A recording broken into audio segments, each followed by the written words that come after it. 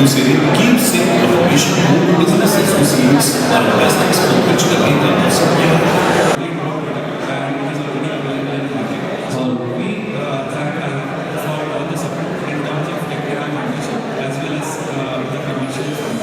जी का मतलब है वक्त। आए हमने वी हीरो को गवर्नमेंट मिनिस्ट्री के साथ कनेक्ट कर वी हीरो को लोगों तक पहुंचाने में मदद की है।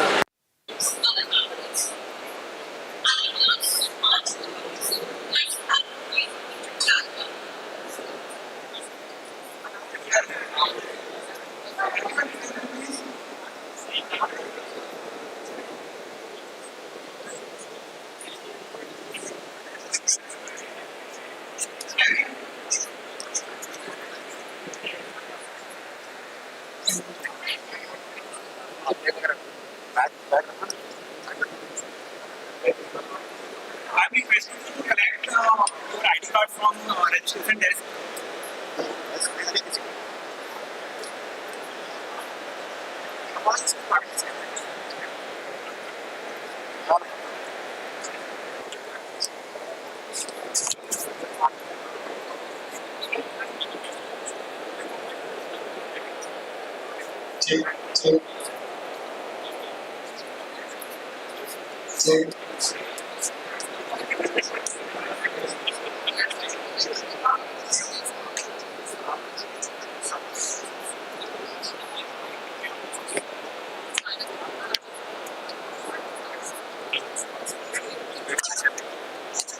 हेलो हेलो यार, तो फोल्डर बनाया है।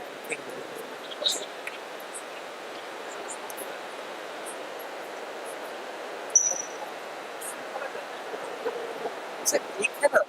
ओके लास्ट में अपने एक बार थोड़े बैठ लेंगे। ठीक है, श्योर श्योर।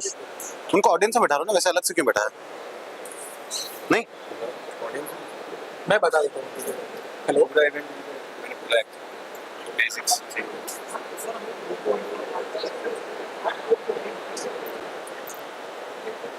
पीपीटी मिला क्या भाई?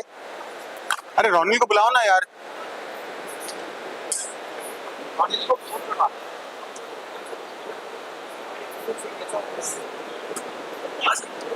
भाई पीपीटी कहाँ है जो की नोट में पीपीटी देते हैं?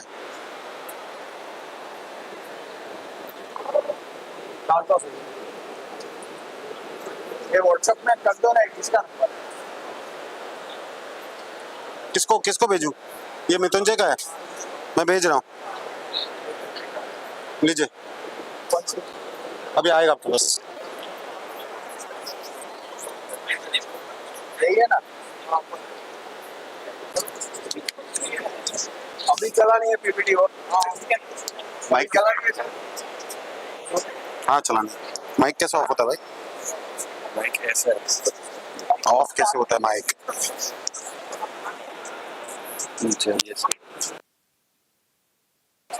ये कौन हो? भाई नहीं पता तो बोल ना।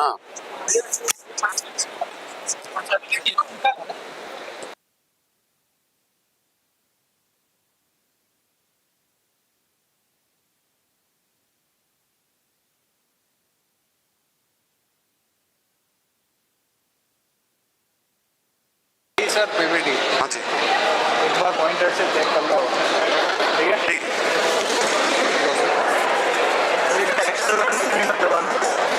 इसको आप चेक कर लो इको नहीं होगा ये ऑफ कर दे रहे हैं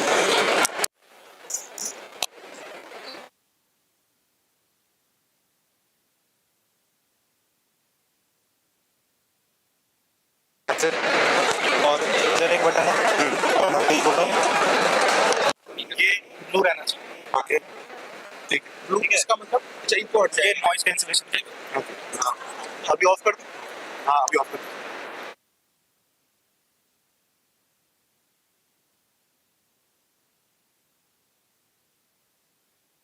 लाइव चल रहा है ना सर वो लाइव को अभी पॉज करके रखो ना नहीं सर वो पॉज नहीं होगा वो तो स्टॉप नहीं होगा पॉज तो होगा ना नहीं सर कुछ नहीं, वो तो रेगुलर चलता रहेगा वो तो तब स्टॉप एक ही बार स्टॉप होगा स्टॉप नहीं पॉज तो होगा ना नहीं सर नहीं होता live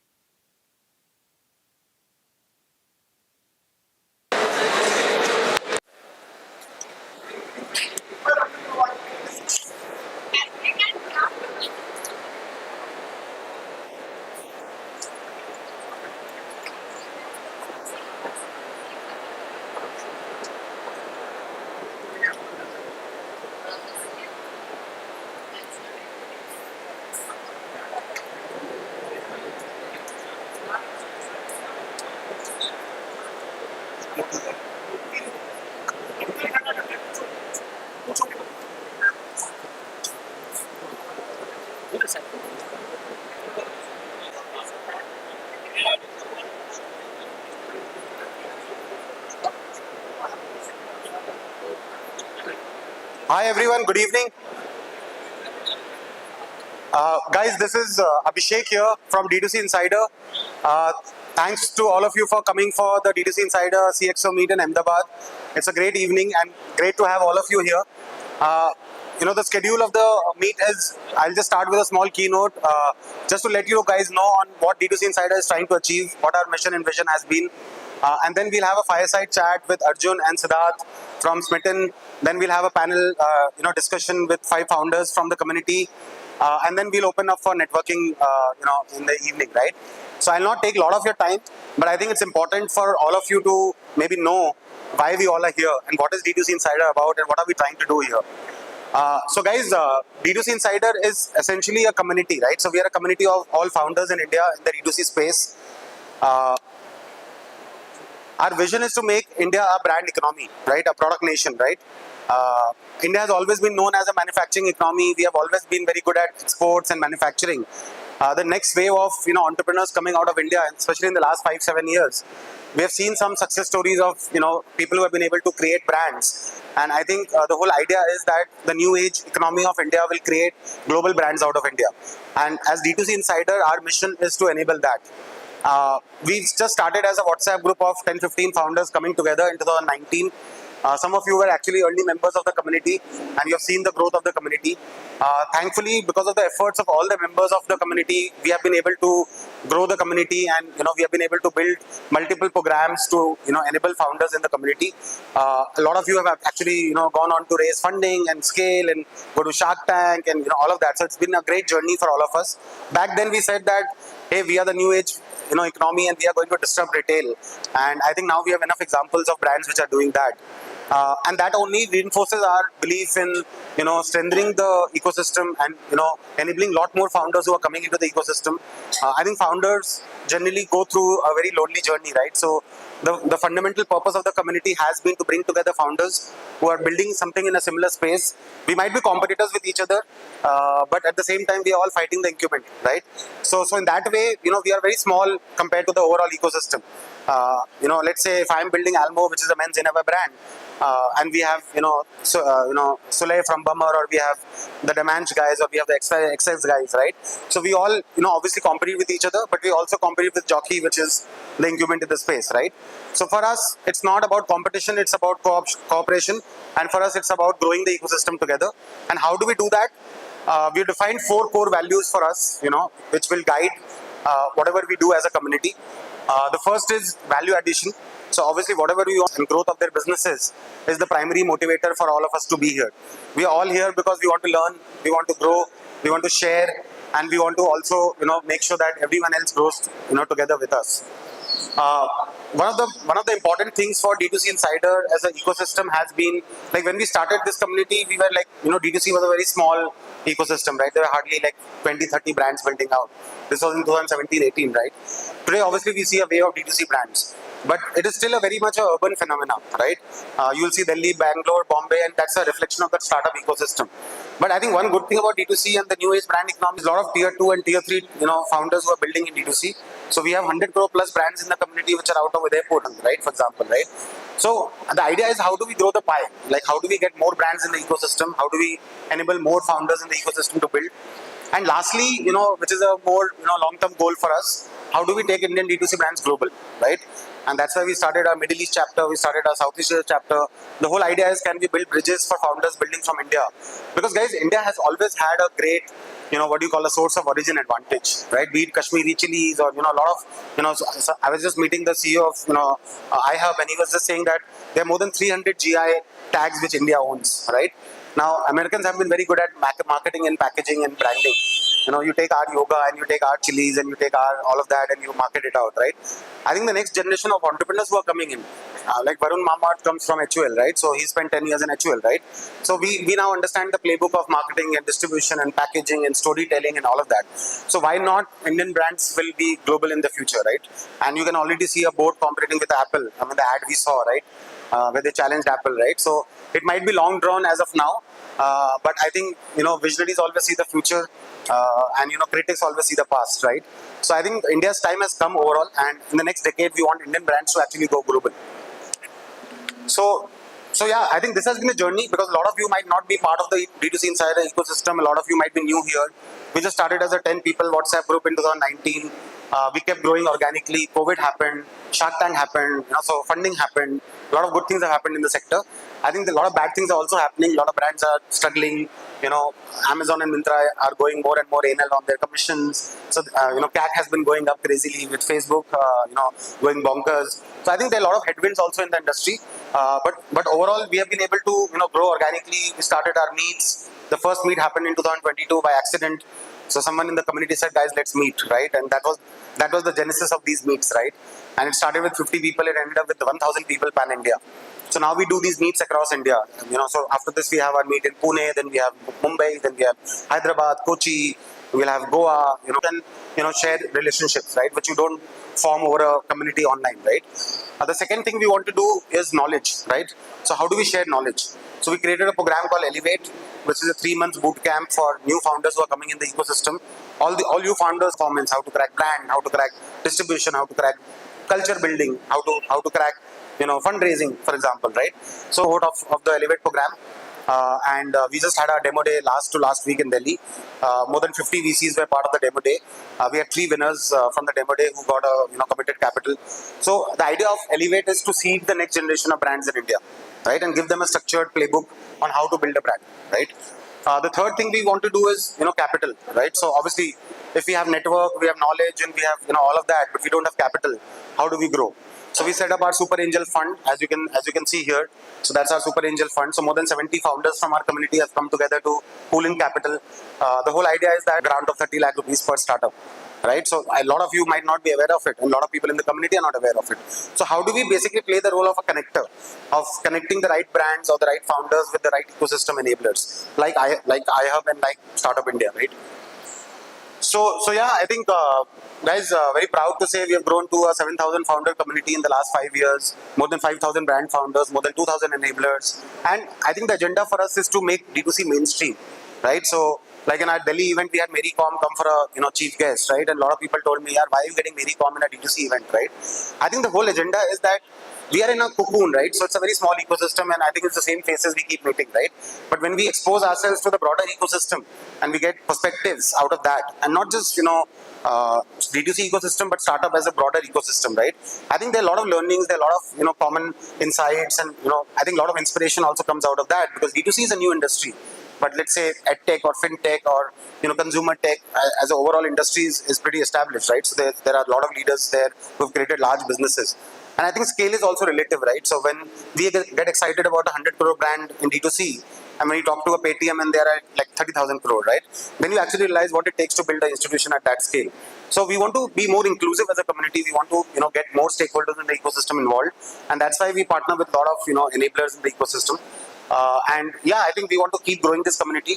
We are a founder first community. We are a brand first community, and we have always maintained our ethos from that lens, right? So yeah, these are some of our brands in the community. I think by now we have almost 95% maybe penetration, right?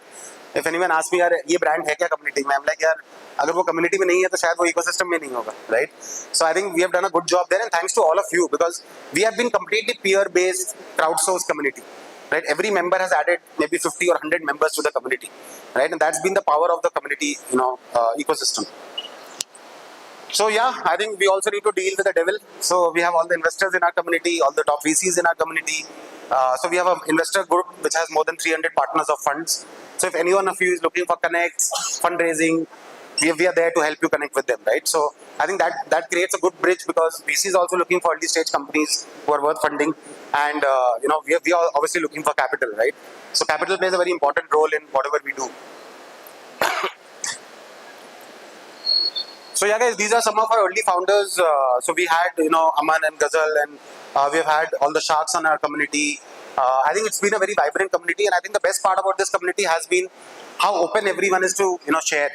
So you'll put a question on the group, and Anupam Mittal will be replying and saying, "Isse baat kar lo," right?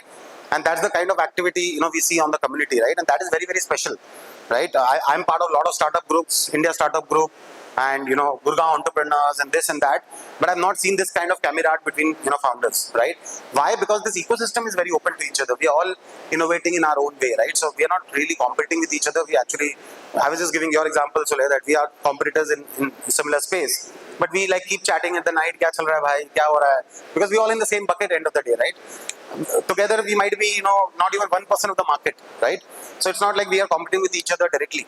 Yes, we are actually competing in the marketplace for the end consumer, but end of the day we all competing to change the status quo, to disrupt the status quo, right? So Arjun is here, guys. I think a big cheer to him for making it here from Bombay. So Arjun has been one of our early members. He's been the most active, evangelist of the community. He's there everywhere. I just pinged him and said, "Can you come to Ahmedabad?" He just took a flight and he came, right? So I think it's just because of members like Arjun and everyone else, Siddharth, this is the first time you are coming into this community. But I think you'll find it very open. You'll find it very, very vibrant. And I think that is what, characterizes this community, right? Everyone is so willing to help each other. Right? You ask a question on the group and there'll be 10 people answering you. And that is very unique, right? That is very special, right? Guys, these are some of our chapters. If you're not part of the community, I'll share the registration link in the group. You can just join. We just started a women chapter 1.5 years back, guys. And trust me, like when I started it, a lot of people came back and said, no, why do we need a women chapter, right? And I think I'm proud of it, because today we have 1,000 plus women founders in the chapter. And I think it's one of our most buzzing chapters out there. When you put 1,000 women founders together, you know what happens, right? So I think any under-penetrated category, whether it is Northeast, whether it is, let's say, tier 2 towns, we want to do more work around it, right? Because we believe that they need more support ecosystems, more enablement around it. So yeah, just some of the things we have done as a community. We have a bot. I think you guys must be trying out the bot in the event itself. We have launched the bot for the event.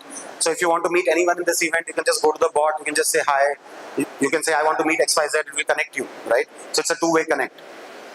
This is our newsletter, guys. So we do a weekly newsletter. Would urge all of you to subscribe to it. A lot of work goes behind this. Again, the idea came from the community. A lot of people came back and said, "Yaar, itna kuch chal raha hai community mein, time hi nahi hai to even read through the groups, right? Can we have a weekly summary of what is going on in the community?" So we came up with a weekly newsletter. Now this goes to 30,000 founders. We get a 60% open rate. It's a weekly newsletter which goes out to the pitches who basically help us, decide which companies to bet on. And then we actually give you hand-holding from a community level. Be it onboarding on Blinkit, be it Investor Connect, be it hiring a co-founder, be it, talking to you at midnight about your concerns on whether I'm doing the right thing or not, right? So I think that empathy and that founder, bonding and that relationship is what we want to bring to the table, not just capital. Because capital today is a commodity, right? You can just get capital from any angel. But when you raise capital from super angels, these are all practitioners, founders from the community who have actually built a brand or scaled a brand or exited their brands, right? So we have likes of, Mohit from Mom's Company, we have Deep from Sirona, we have Soumya from Clovia. All these people are actually Arjun. They've all like built and sold their brands, right? So for them, it is not about ROI. It is about, their ability to give back to the founders, right? So guys, this is some of our team. The investment committee is there in the bottom, as you can see. We have Vedant from Sold Store. So we have picked people from every category. So apparels, personal care, food and beverages. From the VC side, from the operator side. So yeah, very proud of what we are doing with the Super Angel Fund. That's it, guys. Just wanted to give you a quick overview. But yeah, I think let's enjoy the evening. And with this, we'll move on to the first part of the evening.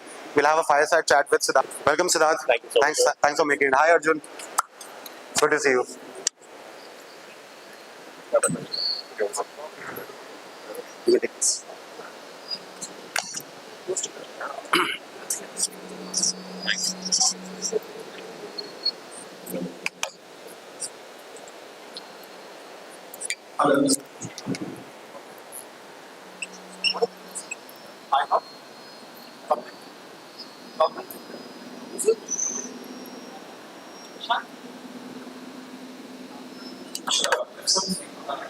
Yeah.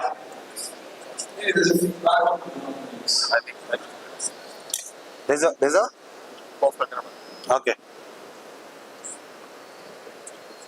Great, guys. So let's give a warm welcome to Siddharth from Smitten and Arjun Vaidya to start with.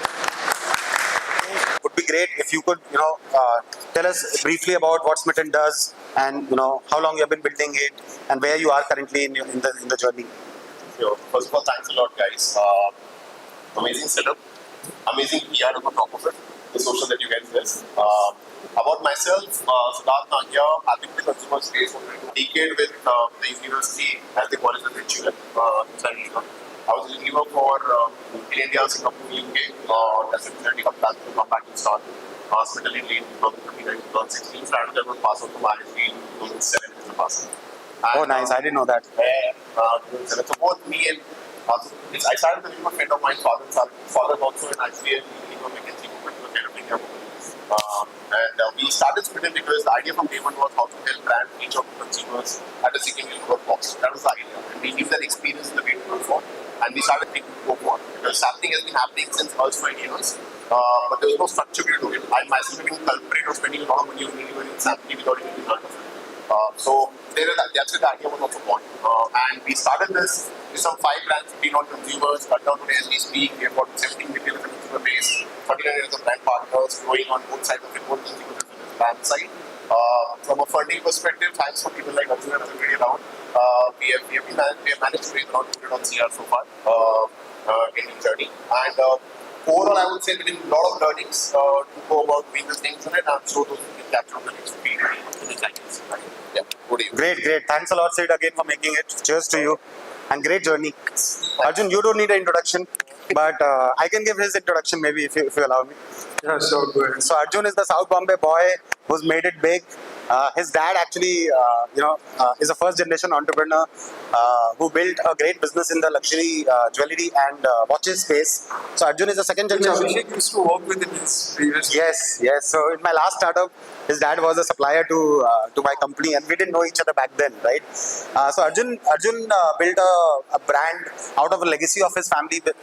His granddad was, if I'm not wrong, was Dr. Vaidya, right? So he came back from his grad from US, and he basically took up that business. And I think there's an interesting story which has been told many times. I'm sure you guys have read it. He started with offline, he failed miserably there, then he went online, and rest is history, right? So he was at the right time at the right place. So he was like in 2017, 18, 19, he was one of the early guys to like build a D2C, right?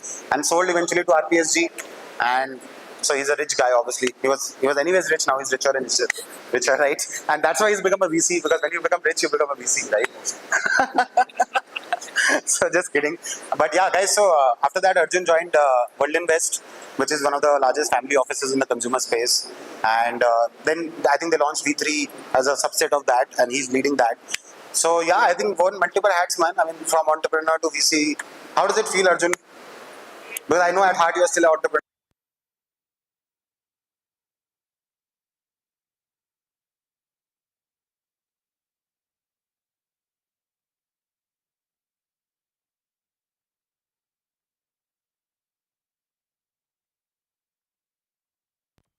I really enjoyed coming here because the last time I was here, I remember it's just such a nice place where people are so warm and open. Sule messaged me saying, I heard you're coming to Ahmedabad. Can I organize a lunch with all Ahmedabad entrepreneurs? They took me to this really cool spot, and like 10-15 of us had lunch together. So I think our community, D2C in general, and also this city is special because honestly now every time I come here, I don't need a car, cab booking from the airport. Someone comes and picks me up. I don't ever stay the night here. I leave at night. But I always have a great time here, and so I was happy to come and spend a few hours with you here. And I'm really excited. I'm available. But yeah, thanks again, Arjun, for making it, and Siddharth. I think Arjun, everyone would have met you here. Who has not met you?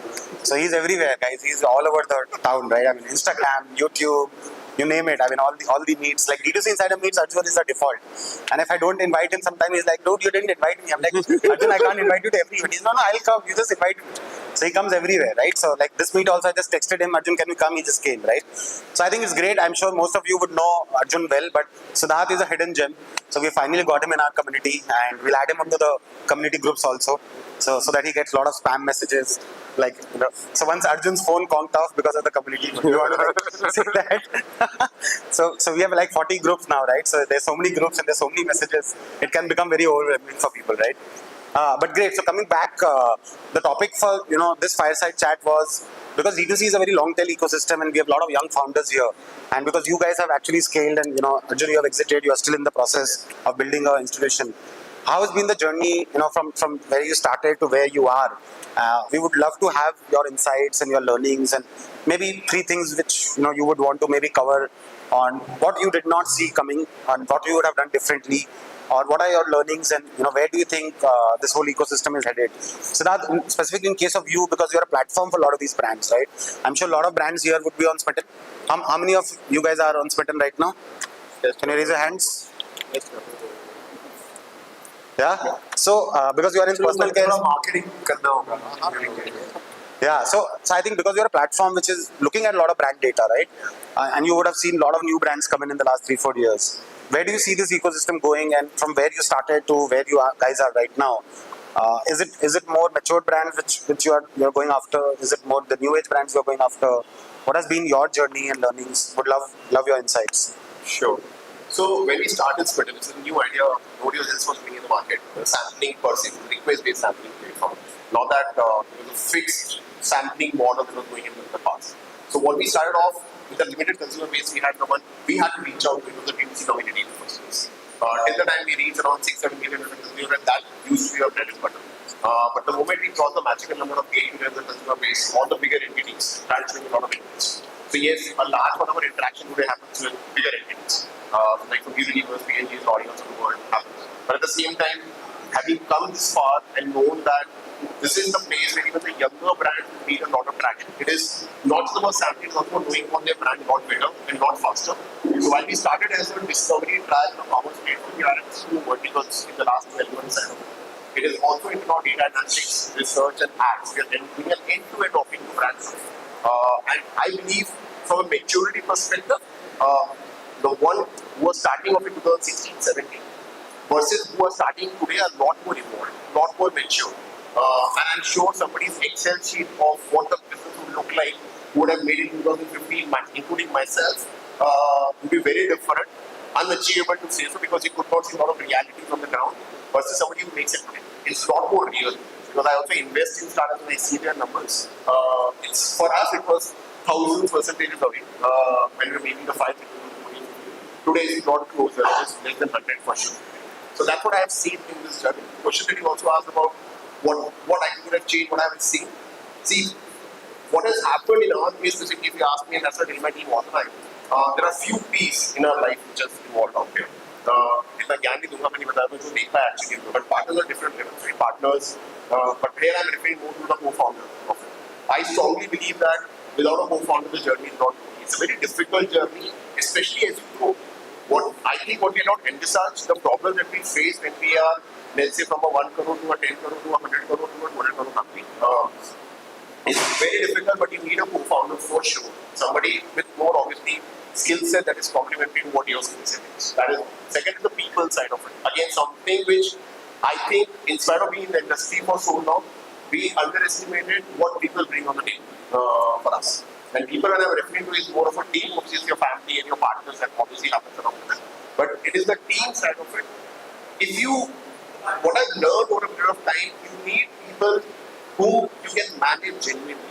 You have to be genuine to them. That is so important when you're doing it. If you're making up something with your team, they're going to be yours for sure as you go along this journey. And obviously at the same time, over a period of time, again, the second learning I had, you can't be the captain of the ship all the time. You have to be a coach most of the time. Let people be the captains. That's the second biggest learning. If I had to change it, I'm going to change something on that side. Third is, which I've realized in the last 2 years, basis the feedback I received from the team, how much of a passion of a founder impacts the last person in the team as well. So how you walk on the floor, what you talk, is so important. Even if you meet somebody in a washroom for 2 minutes, if you just say hi, how are you, and what's happening, it makes so much of a difference how you start connecting with your people. Very, very small things, but they matter as you go along this journey. So these are few, while it might be on the softer side of it, I would say, there are a lot of harder things for sure I'm going to learn through because ultimately paisa chahiye sabko, no doubt about that. So fourth piece, paisa. Paisa chahiye at the end of the day. That's the fourth piece of paisa chahiye bodoge aap. But this is where I would put my whole journey as well. No, that's an amazing way to put it, guys. And the new 4 Ps, right? After Philip Kotler. So, partner, people, passion, and paisa. Okay, great. So it's similar to our access, network, knowledge, and capital. So, हमें भी 4 चीज़ चाहिए. So no, great. I think you mentioned about the softer aspect. I think a lot of us, we are very passionate, and when we start, we want to own it all, and we are micromanagers, and we're like obsessed with it, right? And when you reach a scale, that's when you realize, so we were in the Jaipur meet, and Amit was talking about how you have to transition from a captain to an enabler, right? And he quoted Mahabharata there, right? When you're going to fight in the battle, you have to become Krishna beyond the point, right? Because you can't fight all the battles yourself, right? So I think that is something scale teaches us, right? As we scale, we know that we can't do it all. It's not possible. Even if we are 2 co-founders or 3 co-founders, it's not possible. You need to build an institution to be able to scale it, right? So I think that soft aspect which you're talking about is actually very, very relevant. And I think I find it like really insightful because as founders, we tend to also believe that we are the alpha and we can achieve everything, right? But you realize beyond the point that you need a team and you need like capable people who can drive it, right? And those softer aspects actually get diluted as you grow, and that is what makes or breaks you, right? Great. I think thanks a lot for sharing those learnings, and I'm sure a lot of founders here can take that from that. Arjun, I think we have had so many insights from you on Instagram. Tell us something new here, some secret sauce which people are not aware of. Tell us some secret sauce of what does it take as per you to what should we all do, so that we can scale our businesses faster, better, bigger, apart from all the things we have heard already. Yeah, look, I think I share a lot, so Yeah, that's our all. content is publicly available. Maybe just taking off on what Sid said. I think 2016 when we started was the early days of sort of digital brands, e-commerce brands, D2C in India. And so we thought in a different way. And the market was smaller, and that was bad, but competition was lesser, that was good. The good news that all of you guys have in front of you is the market is like 10 times.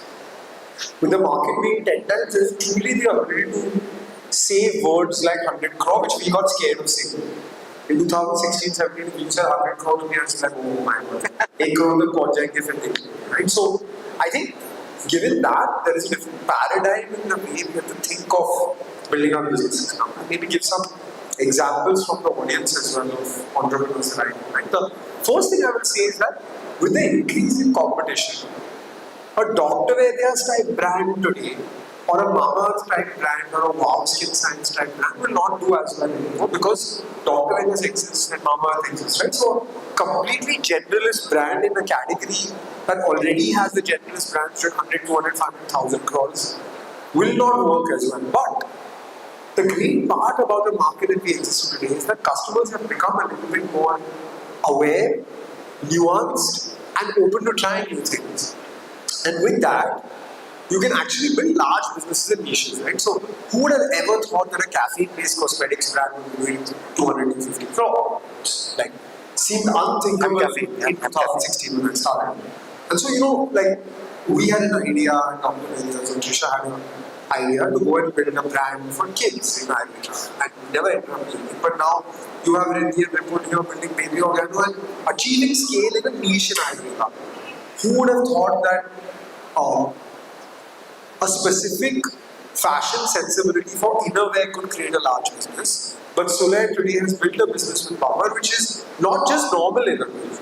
It's a specific design functional innerwear. Right? So I think that it's okay to build in a niche now because the customers are there and the critical mass of customers exist.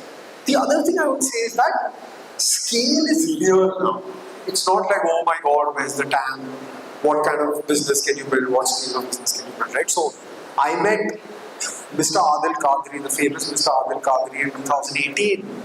And at that time, I think he was doing like 5-10 orders a day on his website. And he built a business bootstrapped over the last 6-7 years. And now he does, still can't get me an MIS, but he does like at least $1 billion. We'll have him very soon, sir. Spill the At least secrets $1 out. billion a month in sales, and that's in a 5-6 year period. I remember him coming to me at that Google event, and I was saying I'm doing 1,000 orders a day. He was like, "Sir, एक दिन हम 1,000 orders तक पहुंच जाएंगे." And then when I started my cohort, he joined my cohort. And today, usually he travels with his friend Mustaqim, who runs Bensu. But today, Adil Qadri's convertible Mercedes had only 2 seats, so he couldn't bring Mustaqim with him, right? Because he's now become what he's become. But I mean, and jokes aside, like, scale is real and it's possible. You don't even need so much of this investor money. The last thing I would say is that I think I have, like, there was a time when, in my friend circles, people would be like, oh yeah, tell us about these new brands and what are these new brands, and you keep talking about these new brands. And then at some point in 21 and 22, these new brands and D2C brands and buying products online became part of our life, right? So I remember a very clear instance. My dad did not know how to place an order on Amazon. He learned how to place it in the pandemic, Mazmoori se, because he had to, right? There was no stores available. And then he started getting ads on his Instagram. And then he started clicking on those ads on his Instagram. And then one day I saw him on the phone with the customer care of a company saying, hey, you're in Bombay, I'm in Bombay, it's been 4 days since I placed my order, where are my products, right?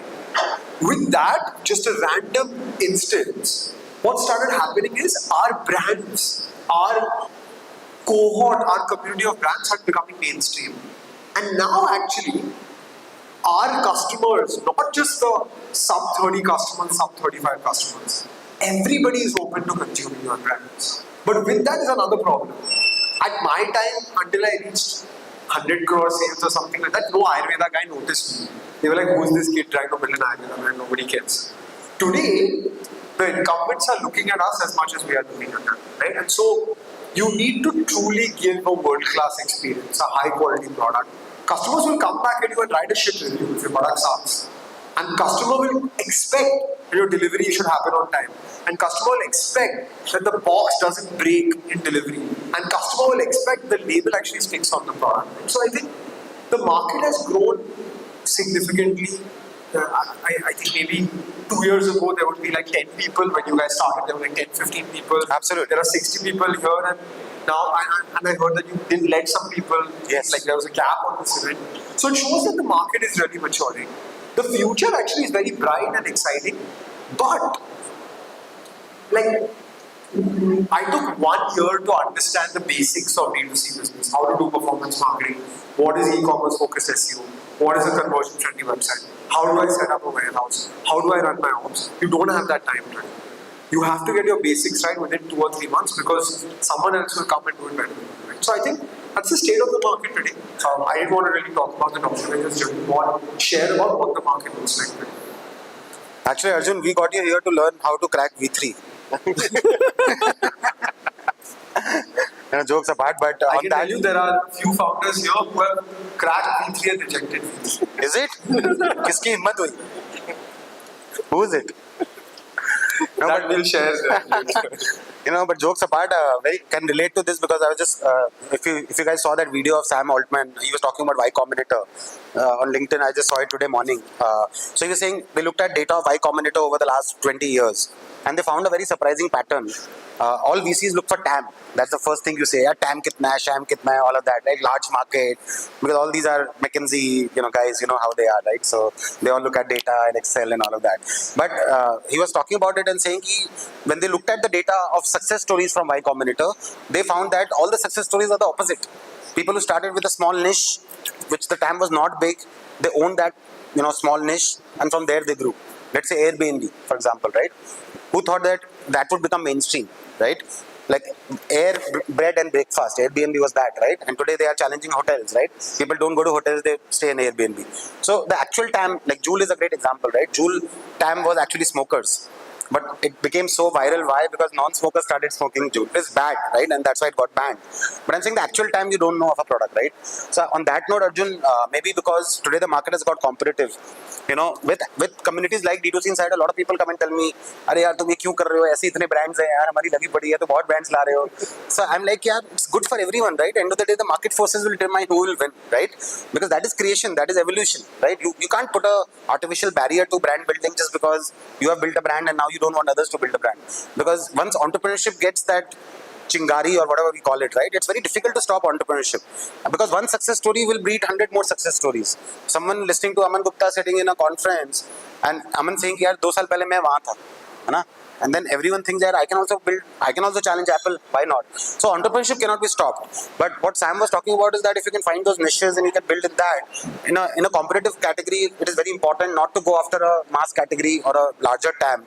And that's a classical mistake we all founders do because we all want to go after the larger TAM. Maybe 2016-17 when Arjun, when you started, the market was also raw, right? Like you said, right? Like when Mama started and Boat started, इतना competition था नहीं ना. तो अभी तो सब लोग smart लोग आ गए हैं, and all these VCs are also there to fund all of them, right? So there's a lot of competition. So I think it's very important to have a niche and to like own that niche and then from there grow. So I think that's been a great learning, Arjun, and I think that's a secret sauce also if you're looking to pitch to V3. Arjun, One more thing I'll say. Actually, people get scared, right, of like competition and more people will come in the market, etc. All of that. Let me hide my formulation, let me hide my secrets, etc. The reality is impossible to hide in India. If someone sees you're doing good, trust me, 100 people will come and copy exactly what you're doing because they're like, हम भी बना लेंगे. Aman said it, right? हम भी बना लेंगे. And like, I know, for example, Adil has said that so many people have tried to copy him. My wife is starting a new business in the health supplement space. She went to meet some manufacturers in this CMPL Expo. सामने से the manufacturer saying, ये brand का formulation चाहिए, वो brand का formulation हम बना लेंगे. So I think that like we are not China, and you can't stop competition.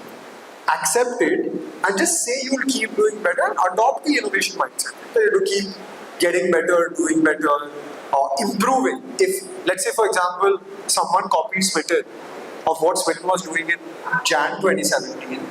Sid already had a pipeline of things that guy didn't know about and was already innovating.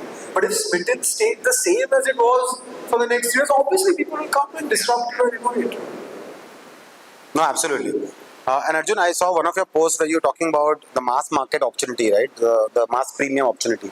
So where he was talking about how India is like a big economy and brands which can target the affordable category. I think that was your post about, right? So because Sid, you are sitting on a lot of data, I would like to ask you on that. Like, have you seen that play out, or are you seeing because most of the D2C brands are playing in the premium category, right? So how are you seeing that play out against a HUL or a P&G, which are more mass market? Do you see these D2C brands scaling up with that premium positioning, or do you think they're coming down on the pricing? Where do you see it scaling? So, see, pricing is and will always remain a very critical factor, whatever you might. And yes, it's a quality that is going to play a significantly bigger role, but price goes almost hand in hand if the quality is there. So, assuming that quality is the minimum parameter, then price determines what the consumer is liking. What we have seen as a trend very clearly, and I've put some numbers to give an example, it's allowed here. Something like a face serum, if you know face serum as a product, which used to be around 1,500 rupees. If you look at our data of 2016, 17, it would be all the high-end brands who were selling face serum. And people in India obviously found a way to crack that bit as well. Something like a Pilgrim was just born a few years back as a brand. has literally been built on face or serums per se on it. And what they did right, if you ask me honestly, if you understand the technicality of the ingredients are almost the same. What otherwise a J&J or a Unilever are building on their formulations. But he got the pricing right, and then we separated the branding side. So people want premium things, but want it at a must expense. So you have to understand that bit of it. But we all know, especially in the personal care side of it, fortunate, unfortunate side. I don't know how many of you are aware if you're not from that space. COGS per se is only 20% or max 30% of it. 70% is the buffer sitting around. It's only happening because consumers are asking you to take care of the buffer because you want discounts to go to you. But I'm waiting for a brand today who actually calls out the right price. If you're 20% COGS, if you can sell it for 40% of COGS actually without calling a 60% discount, the way old group is doing it. Like he's changing, he's educating the consumers what the ingredient is, how to play around. And we need somebody in the pricing side of it, which unfortunately haven't seen anyone doing that so far. Okay, so do you see that as a gap in the market? Do you think founders here can maybe catch on to that? Absolutely, that's definitely an opportunity. And I'm sure all of you have another data which is interesting that we have realized now is that today kids or children in the age group of 13 to 18 they want a different brand than their mothers. Which never used to be the case. They don't want the same brand of product in the house. They call it not your parents' brand. Sorry? Not your parents' brand. Yeah, not your parents' brand. And in fact, happening now, if you look at the last 6 to 9 months of data, it is they what they buying for the parents. So Wow. that's the reason why. That's a big turnaround. Yeah, it's a Lacme is being replaced by a MyTime or a Sugar at home. It is being bought by that 17, 16, 18-year-old and not by a 28 or 35-year-old person. So all these data points, and this is that generation, we all have to be aware, and I say that in fact as well. In my time, I would say 20 years the generation changes. Today, 5 years the generation changes. And I have to catch up a lot every day to be relevant to them in my team. And I learn a lot from them. And how they see things is what the market would be after 3 or 4 years of practice. If my 22, the one who joins me is a 22-year-old, I'll ensure I spend max amount of time in the initial days before they get used to my systems and my ways of working. Because they teach me the maximum time. And they tell me how they do the ingredients. I get surprised that 22-year-old knows so much about the ingredients and how they impact. So I met a person, in fact, this just happened 3 days before. She joined us and she says she doesn't use a towel. She always has a paper napkin that goes to the skin, and why it is so. And why paper napkin is better for her skin than, and she showed me on Google, it is there as an article to do. I was never aware of this in all these years of my life on it. If that is the case, please learn from them, take ideas from them. Don't stick to your ideas. And if you can get those ideas from this younger generation, that's the brand for the future. LSE. AC room में brands बनते नहीं हैं. Like AC room में brands बनते नहीं हैं. Like you have to go outside your comfort zone and outside the way you consume and actually see what's happening. Because our country is larger than this, much larger. Yeah, the Bharat market, right? And the competition thing that we're saying, another thing which I'm seeing right now, was a new brand launched only 4 months back. You see, people are ready to try. See, trial is of intent before you buy it. Now, if the ingredient is right, obviously they're trusting the platform and they're trusting a brand to an extent. If they're ready to try, that means the market is big, guys. And earlier, if I take deodorant as an example, typically a guy would keep only 1 deodorant. Today, it is more than 4 deodorants lying in washroom at same point of time.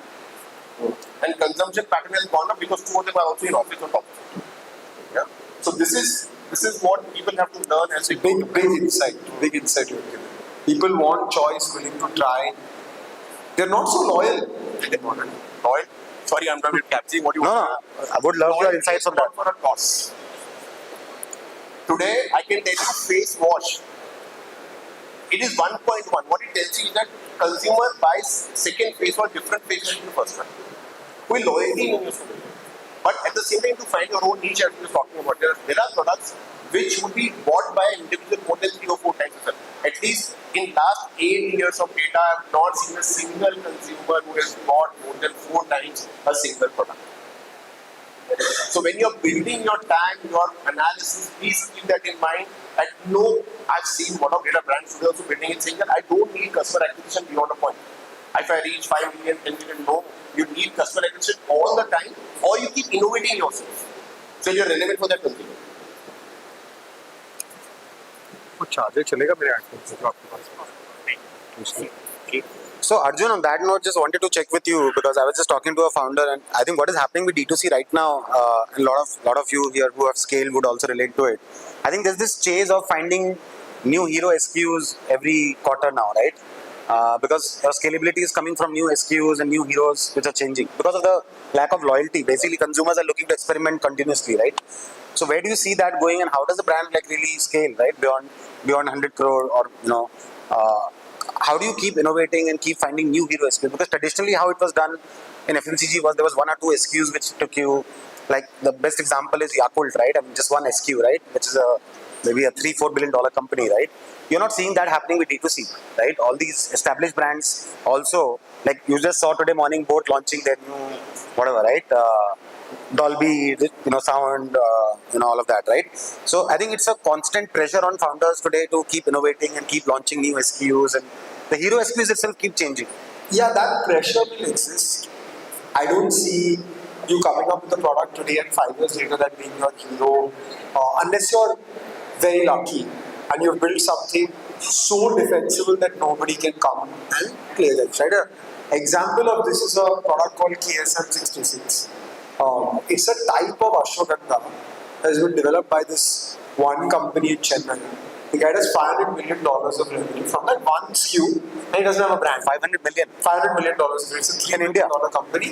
One SKU, he sells B2B this ingredient, and nobody can make that quality of ashwagandha. But you don't hear about companies like this all the time, right? So, innovation on product. I was talking to a founder yesterday in the personal care space, and she said, we have a great product development engine. So I said, tell me what is product development engine? She said, you would have assumed that there would be people sitting in the R&D lab and putting stuff together and trying to come up with new products. No. He said, I have an amazing social listening team that takes trends from social media of what people are searching and puts 2 and 3 trends together to figure out which ingredient and which product and which kind of product to launch. So they're saying, you're saying something to us as customers, but we are putting 2 or 3 things together and giving you what you want without you saying. Because the data of what people are saying, but inferring from the data and coming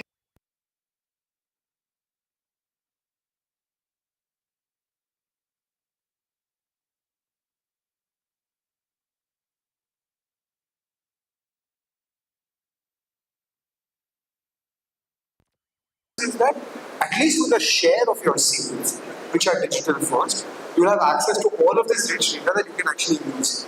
The highest selling product ever in doctor areas is a product called Herbo Build. It was an Ayurvedic muscle gain supplement. It wasn't launched when we started the company. It was launched from reading Facebook comments. We had launched a weight gain pack, and we thought we were amazing because we had launched weight loss, we read the comments, launched weight gain, and weight gain was doing 4x of weight loss. And then we read the comments and people said, we want a muscle gain product. And it became the #1 bestseller on Amazon in the weight and mass gain category. But it was read through Facebook comments.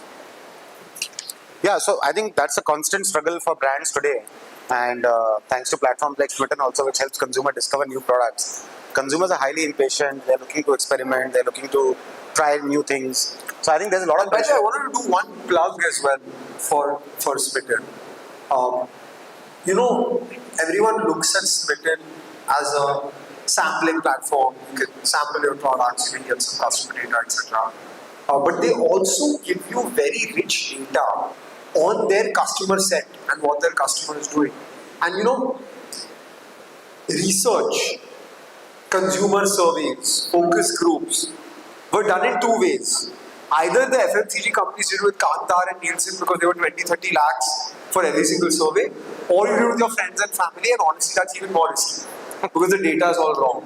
But platforms like this actually have not democratized even data. And maybe Sid, you want to talk a little bit about that as well because we use this. Yeah, this is all about, as I was talking, all insights coming from that, right? If you want a research to be done with the question that is unanswered in your meetings, we can literally get back to you within 24 hours at a very, very low cost. It's an automated system, a DIY system. The unit team also uses it, like you said, and thanks for that. So this insight not only helps you, for example, today, and I'll say it openly, latest data, what it suggests us, so there are a lot of females in the room, and I know they will not raise their hand if I ask them how many of them smoke, but one of the products that consumers are looking for is light smoke. Females are looking for, because today it's more of a chewing gum or something else that's possible, and think of it, you tie up with ITC after that, as a supply chain model. So we are sitting on that kind of information which we give it to brands, share with the brands, and then they'll be able to go from their side of it. Coming back to your point on hero SKU, right? Another thing which we have seen in the database is hero is a relative term. Hero is not a pan-India hero SKU. I'll give you an example of Mama. Upton face wash was a hero for him in 2017. It is a dead rubber today for many people in metros. But there are places where it's still a hero SKU. For Interesting. the green tea as an ingredient is a hero SKU. But he has to change so many things, launch new brands to be more relevant for the metro audience or some of the tier 2 terms. Interesting. So it's hyper segmentation of the consumer which is happening. Correct. Great. So that even that increases the challenges even more, right? I mean, you have multiple hero SKUs for different segments of the consumer. Yeah. So that's just it. I mean, the traditional approach was so much easier, right? You have one product which is like your hero SKU forever, right? Unless someone comes and disrupts you. So here, I think it is disruption every day. There's someone copying you and disrupting, like Arjun said. You go to manufacturers and they'll just copy everyone, right? So I think this industry is going through a lot of it's a very dynamic landscape, and a lot of new supplies coming in, a lot of new entrepreneurs are coming in. So I think we all need to factor that in when we are looking at scaling a brand, to be constantly having that engine of product R&D and innovation and customer listening, like Arjun said, and also platforms like Smitten where we can get access to insights and data. So great, guys. I think that's it from my end. But what I would want is, maybe if you guys, we can open it up to the audience. If you guys have any questions, maybe we can pick up a few questions from you guys. If you have any question to Arjun or Siddharth, please go ahead.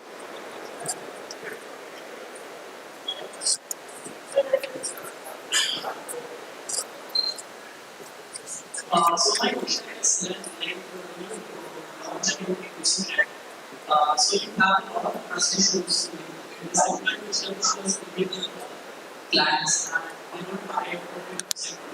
Like as you said, buying products that makes most of the client think that one way. So how do you establish trust in this? It's hard. There is no sort of easy answer to it. I'll tell you how we establish trust first, and then maybe help you with some ideas of the strategy. So we establish trust by saying, okay, maybe a new brand here, but we have 150 years of legacy.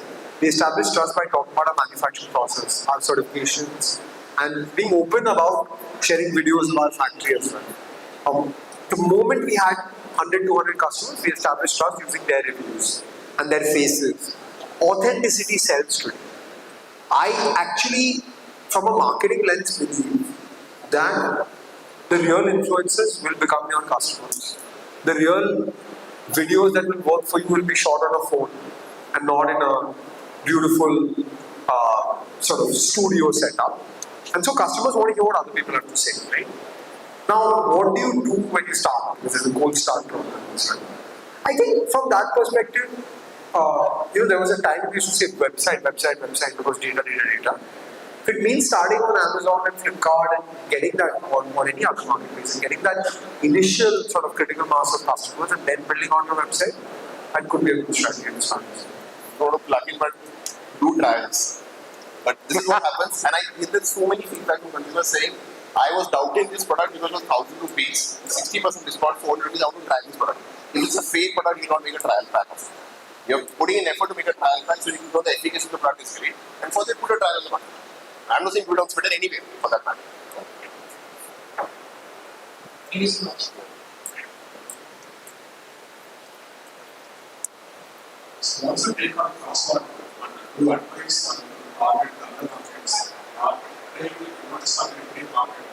Is there a value in exploring other markets? What do you take on that? Do cross-border if there is a need for cross-border. I think people are like, okay, India mein nahi chala, US try karte hain. Because US mein market does not run.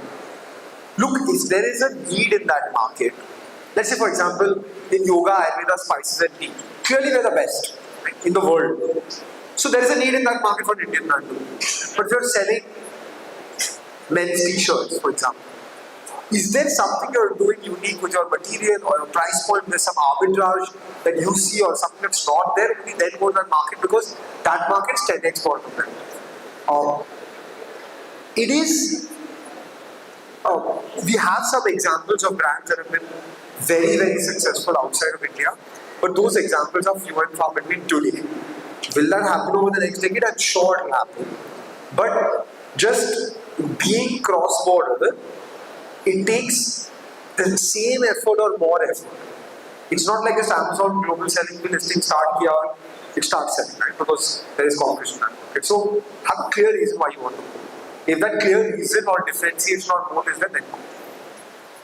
Our experience has been in Sweden also under pressure from investors or us to open it outside India.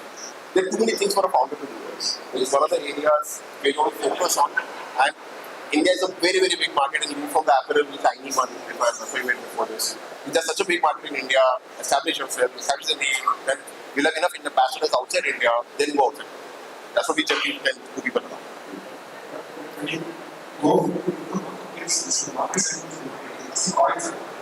So we product sequence, product itself is so you're learning some Indian company, you want some versus 100%. The biggest mistake I made was go with my India product and just say, okay, dollar है तो forex pricing का not big जाए. नहीं बिका. It did not work.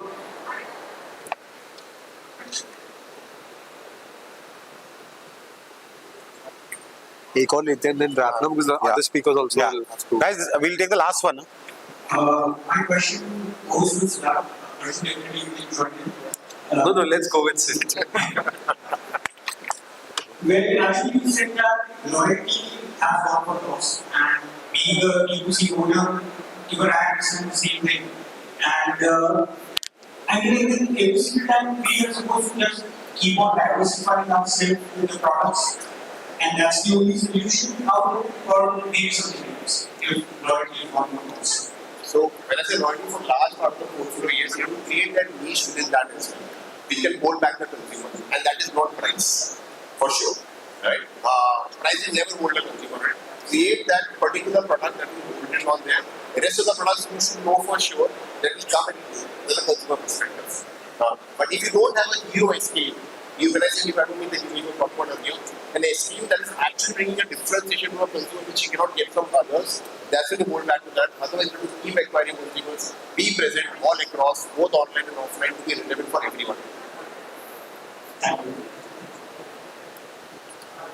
Great, guys. That's it for now. I have From one Arjun and- question, admin question. Okay. Does anyone have an iPhone charger? My battery is dying. Yeah, so I think he has it. So maybe you can help Arjun. Yeah, but guys, Arjun and Siddharth are here. In case you have any questions, you guys can obviously network with them. But thanks a lot, Siddharth and Arjun, again for making it here. And I think very insightful conversation. I'm sure the founders here would love to chat with you beyond this, and we'll share their numbers. They're there in the group in case Arjun is anyways reachable. Siddharth is new to the community now. Now we have him, so you can catch him anytime you want now. Right. So thanks a lot again, guys. Pleasure to have you guys here. Sure. Thanks a lot to the audience. Thanks for organizing. And we have in Ahmedabad, so just in case. Yeah, Siddharth is based out of Ahmedabad itself, guys. Yeah. I didn't know that actually. I came to know that like 4 to 5 days back. So thanks a lot. Yeah, thanks Siddharth.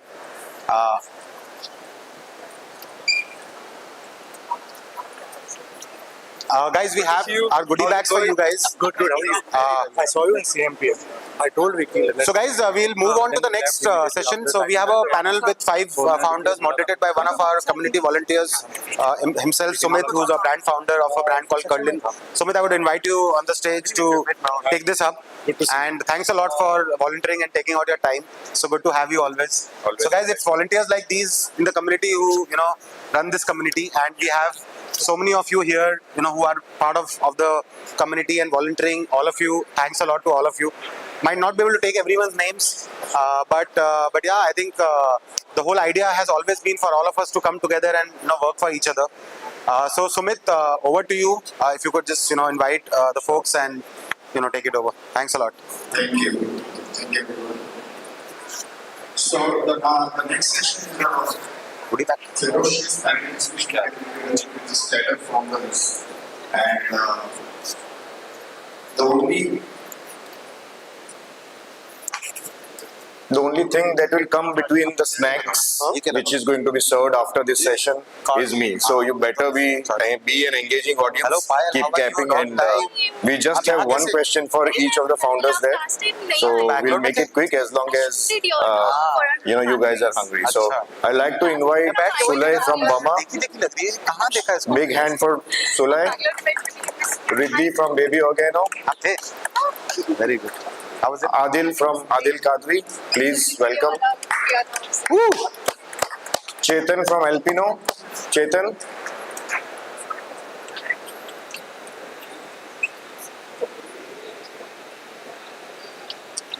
Why don't you guys take a seat?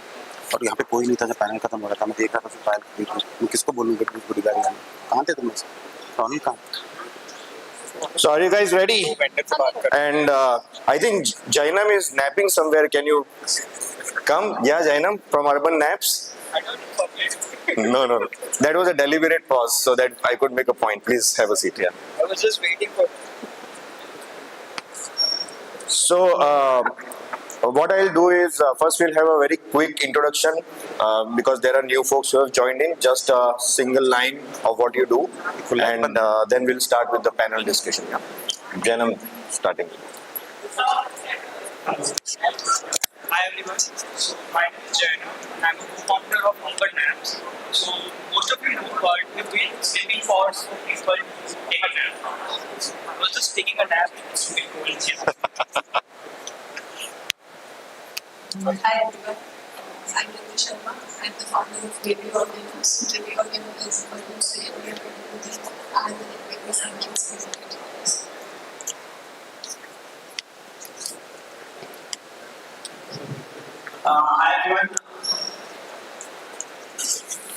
Hi everyone, my name is Sulay. I am the founder of Bummer. We are a very fun, quirky underwear brand. We do a lot more than underwear, but it's the one thing that sells. Like from the previous discussion, I think it's our hero SKU.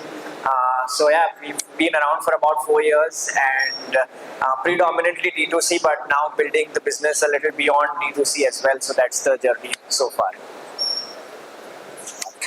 Hi, I'm Ajay Khatri, founder, CEO and owner of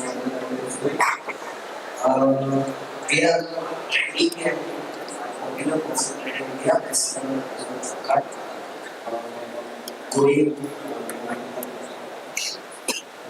Hi, everyone. How are you? Good.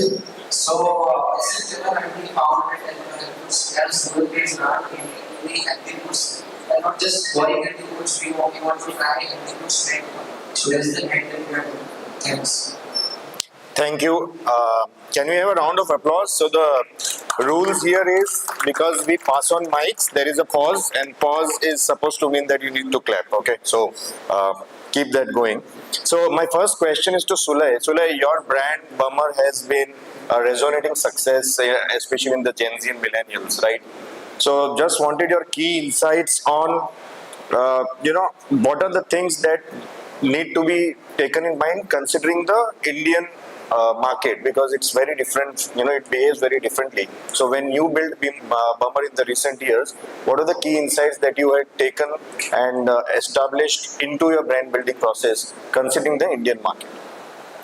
So I think the biggest takeaway for the Indian landscape is that whenever you build in any category, I think from all the D2C brands that we see in the country today, there is a very high chance that you're ideally competing with a legacy player or a traditional player who has been, or an incumbent player who has been around for extremely long.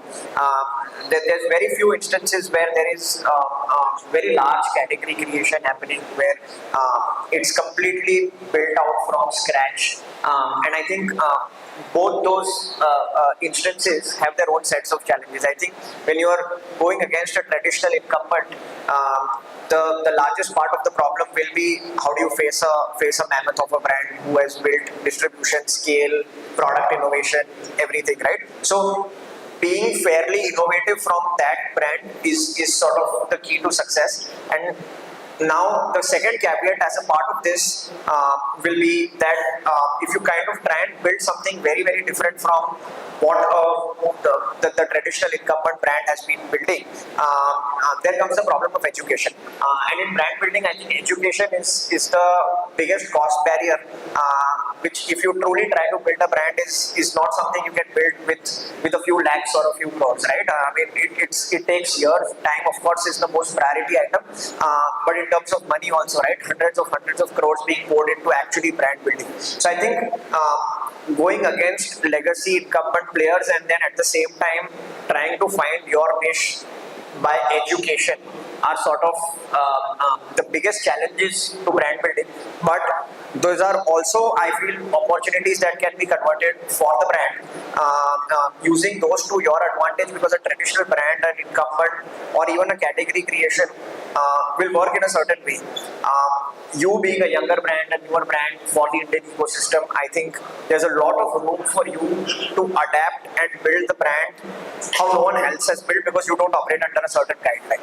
So I think moving away from a guideline that other brands or again larger corporations would function with, and using your secret sauce to build that, I think that is probably the biggest opportunity that is available to us sort of younger brands, while continuing to have the threats of legacy players and the whole money going behind education. So I think a good combination of using the threat and sort of the opportunity here is probably something I think is key to building for the Indian ecosystem. Awesome. You also mentioned that education plays a huge role. Can you share with the audience like what kind of things you did to educate your target audience, because that could be a key takeaway for many brand founders. Sure. So I think education is not just around the product. I think education translates a lot beyond product, a lot beyond services, ingredients, whatever it may be as a part of your brand. But I think education is also a very large part of trust building with the consumers, right? So and education again as a part of trust also encompasses the brand story, right? So I think again combination of using product education, brand education, the service education, what you offer as a brand, I think are sort of the most critical pillars of education as a whole. I would say that for us, something that has really worked for Bummer is one thing, of course, Shark Tank, which was a very large part of education for us. But beyond that, I think we've hammered on the story of what we believe. So if you look at our Instagram, if you look at our content that goes out across email, WhatsApp, or even in our conversations with the customer, diss the white underwear, right? Like, I mean, I don't want to sell a white underwear. I want to be the fashion underwear of the country today, right? Like, that is my story. And I think we have not shied away every single time in telling the consumer, boss, a white underwear is not something that we want to stand for at the end of the day, right? We are a fashion forward, young consumer innerwear brand. So it's also then becomes a question of time to holding on to your story and using time as a leverage to continue building your thought, your education into the minds of the consumer. So I think that's something that's awesome. Really so that was the key insight, where education could be fun and it connects with your audience. Yeah. And you also mentioned trust. So that was my second keyword, and the next question is to Riddhi, right? So you have been building baby organo for quite some while, and baby care category is full of trust issues, especially for a new consumer or a new parent who wants to try new products. So what have you done in order to bridge that gap early on, because it's a very, very difficult thing to establish trust initial and then continuing to build on it. So the audience would love to know about how and what things need to be done in order to build trust initially and then continue to showcase it through your product and the efficacy of the product. I think so, it's a very basically important thing that you say, that we are inside, we are in the Ayurveda, where we are kind of health and wellness products that are kind of anyone products, and then even personal and skincare products as well. So when it comes to the personal and skincare products, people are more likely to try the new products. But when it comes to the consumer, like if we say that, we will have one crash in the kids, that the mini booster, I will be booster for the kids, you have to give one more to your kid daily. They might hesitate to try this. So when we started, I still remember this day, like the March 2020 was the time lockdown happened.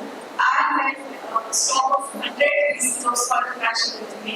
And I and my co-founder, we were just discussing like how we could sell this products. He said, as a new brand, because at that time nobody was knowing about the radio and what we are doing. He said, let's try the marketplaces because at least they will trust the brand with the marketplaces. Based on the marketplaces, this brand is available on the market, then it is a trustworthy brand.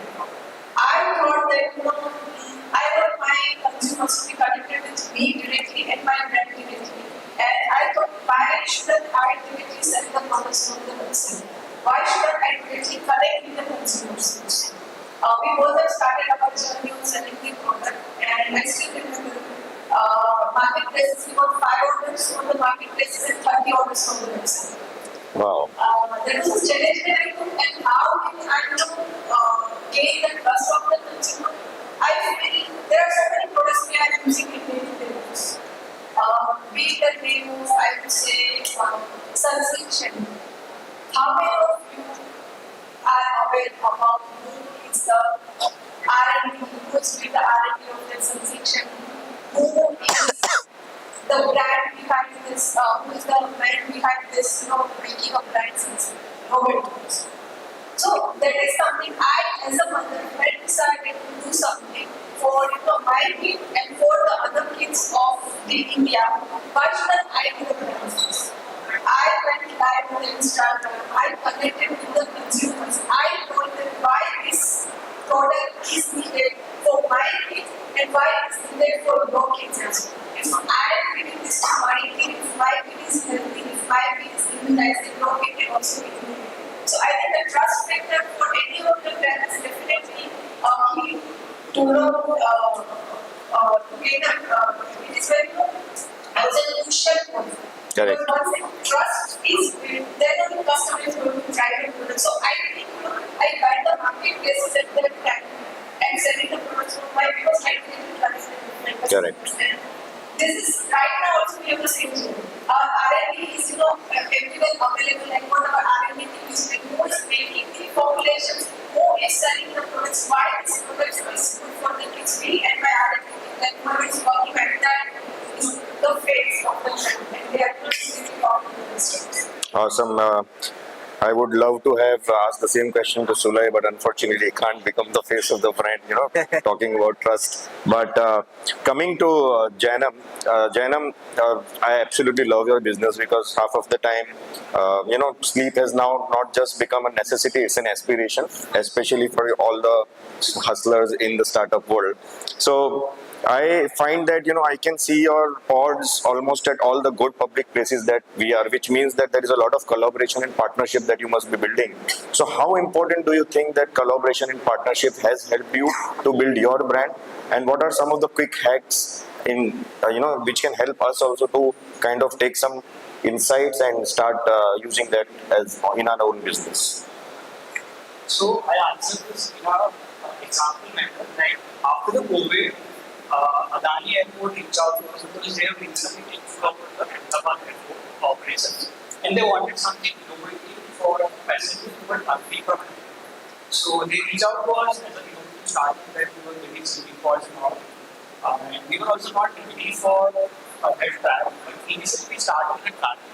And what happened was it was a marketing efforts. But then here we realized after 3 months to 6 months that it's not marketing, but it's not actual people or passengers are using this product. And then after 6 months, 12 months down the line, what we have got was now this airport has made us first do a Shark Tank segment. We got so many influencers who were targeting from the airport. Because of the influencers, they were just putting in the best facility. We were not asking them any kind of any kind of publicity for us, it was free publicity for us, this is a new facility, and we got so many corporate clients from airport itself. So that was a unique collaboration which we have done in public places.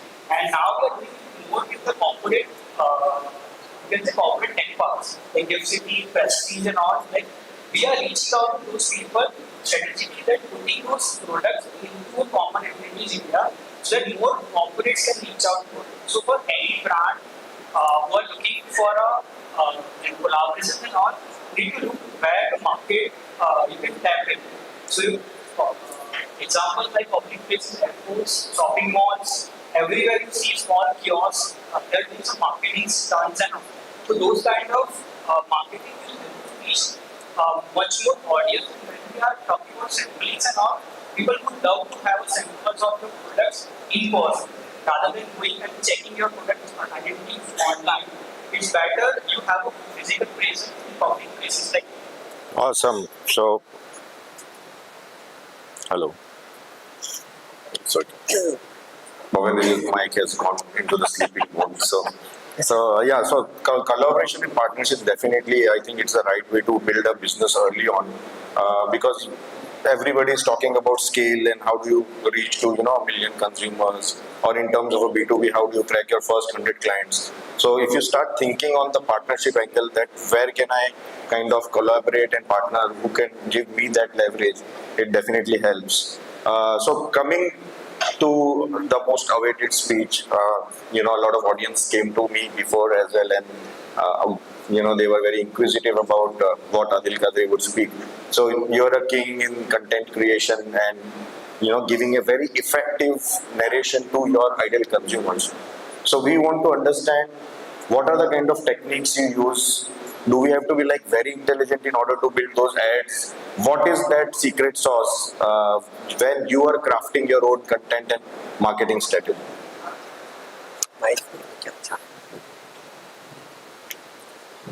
So ads में जैसे ये question मुझे याद आया कि वो question में trust कैसे बिल्ड करते हैं स्टार्टिंग में, तो उसका आंसर यहाँ से स्टार्ट करेंगे.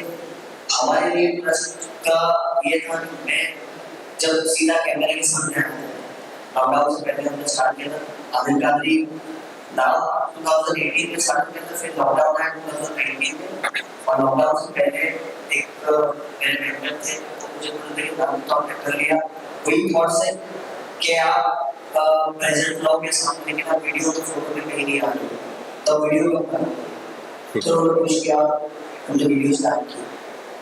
तो उसके पहले अगर यहाँ परफॉर्मेंस मार्केटिंग बताओ वैसा और इशू है, तो हम लोग भी स्ट्रगल कर रहे थे. बट द डे जिस दिन मैंने अपना वीडियो लॉन्च किया और 2019 स्टार्टिंग पे या 2018 में, तो हम लोग 30 रुपीज में ऑर्डर ला रहे थे 500 रुपये का, विच इज 7x के ऊपर प्रोग्रेस आ गया. और कुछ नहीं था, एक कैमरा लिया मोबाइल में सामने रखा ट्राइपॉड के, प्रोडक्ट हाथ में लिया, शूट किया और उसको रख दिया और वो चलने लगा. और शायद 15-20 दिन के वो लॉकडाउन आ गया, तो फिर आगे फिर वर्क करने लगा. लेकिन एक पता चल गया था कि जब भी ओपन हो गया तो ये स्ट्रेटेजी वर्क करेगी. उसके बाद फिर वीडियो बनाना और ये सारी चीजें स्टार्ट की. इतना टाइम हो गया 4-5-6 साल. एक चीज जो सीखने की है इससे कि एक तो अगर आप फेस अपना डायरेक्ट मार्केट को ट्रस्ट बिल्ड होता है, और सेकंड थिंग आपने जो बताया आपने जो पूछा कि कैसे इसको क्राफ्ट करते हो या कैसे करते हो, तो आई वुड से कि इसमें रॉ जितना स्टूडियो में या जितना हाई क्वालिटी कैमरा वगैरह में जाते हो उतना परफॉर्मेंस ज़्यादा होता है.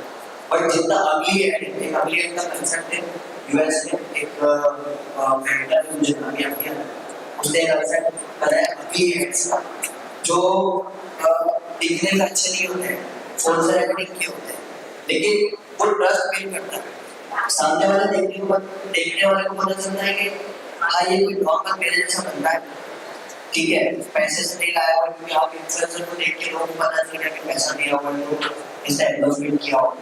तो जब आप खुद आके ऑर्डर फॉर्मूला, तो सबसे पहला तो वो ट्रस्ट बिल्ड होता है कि हाँ ये कोई नॉर्मल बंदा है, और मुझे देख के लगता है कि हाँ कोई नॉर्मल है, कोई लेविश ऐसा वो देख नहीं रहा है, नॉर्मल है, कुछ बेच रहा है, तो पहले तो ये लिया, उससे प्लस फिर हुआ ज़्यादा, वहाँ पे फिर हमारे मैंने स्टार्ट किए, फिर एक चीज मैंने इंटरनेट में सीखा कि एक कॉम्पिटिटर है आपका, राइट, तो एक आप परफ्यूम बेच रहे हो, कॉम्पिटिटर भी बेच रहा है, वो भी फीचर बोलेगा, आप भी फीचर बोलोगे, ठीक है, तो फिर यहाँ क्लैश होगा। सामने जब वो एक बंदा होता है इंस्टाग्राम फेसबुक स्क्रॉल कर रहा होता है, उसके लिए अलग अलग एड्स आते हैं दिन भर में। अब कॉम्पिटिटर का भी ऐड है, मेरा भी ऐड है, दोनों फीचर पे बात कर रहे हैं, इंग्रेडिएंट पे बात कर रहे हैं, वो बोल रहा है कि मेरा ये इंग्रेडिएंट है, बोल रहा हूँ मेरा ये इंग्रेडिएंट है। तो फिर हमने सोचा कि यार अगर हम दोनों ये चीजें कर रहे हैं तो फिर डिफरेंशिएट क्या होगा, राइट। फिर हम आगे रैंकिंग पे हमने रिसर्च किया, तो पेज वाला एफिलिएट वाला कांसेप्ट है, वहां से सीखे, तो हम आगे बढ़ेंगे। अब क्या हुआ कि पब्लिक को हमको दिखाना है कि वी आर बेस्ट सेलर, हमारा इतना प्रोडक्ट बिकता है, हमारे पास इतना बड़ा वेयरहाउस है, हमारे पास इतना बड़ा टीम है, हमारे पास ये पैकेजिंग है, हुआ फिर हमने फीचर्स पे आना छोड़ दिया, फिर हम सीधा आए और कैमरा एंगल बदल हमने वीडियो में दो एंगल को तरह से शूट करके कैमरा पूरा दिखता है, राइट, अगर यहाँ से शूट किया तो पूरा बना है, तो सामने वाले को देखने वाले को जो इश्यूज होते हैं ना एड्स में, क्या ये रियल है, भेजेगा नहीं भेजेगा, the amount of the carton को देख के उसके माइंड में अज्यूम कर लेता है क्या ये है बड़ा ब्रांड है, इसके बाद इतना सारा प्रोडक्ट पड़ा हुआ तो ये भेजेंगे। सबने हम एड्स में शिपिंग का दिखा देते हैं, हमारे पास कुरियर वाला बंदा है, इतना सारा पार्सल लेके जाता है, वो एक सामने वाले के माइंड में सेंस क्रिएट करता है कि हाँ यार ये झूठा तो नहीं। तो ये सारी चीजें हैं जो हमने मास्टर करी एड्स में, और यहाँ इस लेवल पर अब तो क्या ऑब्वियसली हम सीखे तो लोग उनसे भी सीख रहे हैं और लोगों ने स्टार्ट कर दिया, बट ये फर्स्ट अप्रोच था अभी जैसे ये शार्क टैंक के बाद तो वेब चला, लेकिन वैसे भी ब्रांड चल रहा है, बट अब तो ऑलरेडी स्टार्ट किया था 2018 और अब ये वेब चला है कि एवरी फाउंडर्स कैमरे पे आ रहे हैं, हाउस की देख लो, विश्वा मार्ट में बेला विटा सब राइट, पर हाँ ये एडवांटेज मुझे मिला कि स्टार्टिंग से करता रहा हूँ 4-5 साल से, ब्रांड क्रिएट हो गया, पब्लिक के माइंड में कि ये फाउंडर है और एक फाउंडर ब्रांड करता है, अब ये शायद युवा हो जाएगा। अभी आपसे सीखते सीखते ही ये बहुत सो रहा है आज, हेलो, हाँ हेलो, सो अभी आपसे सीखते सीखते मुझे 4 मेरी एड क्रिएटिव मिल गई मुझे, विच मीन्स कि रियल होना ज़्यादा ज़रूरी है अपार्ट फ्रॉम, हाँ ठीक है, एक होता है एक्टर जनरेटेड कंटेंट, तो उसको आप एक्टर जनरेटेड एजीसी ही बोलो, अगर यूजर जनरेटेड तो उसको यूजीसी बोलो, दोनों को मिक्स मत करो, be real and show the real stuff. इसका मतलब ये है कि एक की टेक अवे है कि जो भी फाउंडर यहाँ पे है, अगर आप कोई ब्रांड शुरू कर रहे हैं, सबसे पहले आप खुद इंस्टाग्राम लाइव चले जाइए and slowly build on those. Great. So we come to the last league. Everybody would like to eventually have food, and we have a food founder Alpino, and you have been a great success as recently in the quick commerce space as well. So just wanted to know कि how do you select the right channel in terms of कि आपका sales velocity सबसे ज़्यादा कहाँ से आए, और obviously आप अलग अलग channels के सामने expose होते हैं, how do you decide कि पहले कहाँ जाना है, फीडबैक जल्दी कहाँ से मिलेगा, and any pitfalls to avoid कि ये मत करो if you are building a food brand? So I think basically, so we have started with the e-commerce platforms mainly because I think Snapdeal was there. Snapdeal was the first platform जहाँ से we start किया था, then eventually Amazon has came, Flipkart has came. So e-commerce is something that we started with. After that, because the D2C was going in, we already had our website, but we were not pushing and talking about pre-COVID season. So this was the main point because I think everybody, because nowadays the consumer is preferring more about the brands in the direct purchase, direct brand के साथ जुड़े. So this is where we started with D2C, and then eventually comes offline. So we are omnichannel brand. Even if I think about the sales, we are 50% online, 50% offline. So he has been the parent. Talking about the channel, how to decide when to sell or when to sell. Nowadays there are a lot of things happening in terms of consumer preference. And now they are preferring the e-commerce. They want the delivery in 10 15 minutes. That is why if you are category where the consumer needs a product, let's say a phone or a snack, any type of category. So consumer would want the rather than on Amazon, they would want to prefer from the grocery categories such as like Blinkit and Instamart.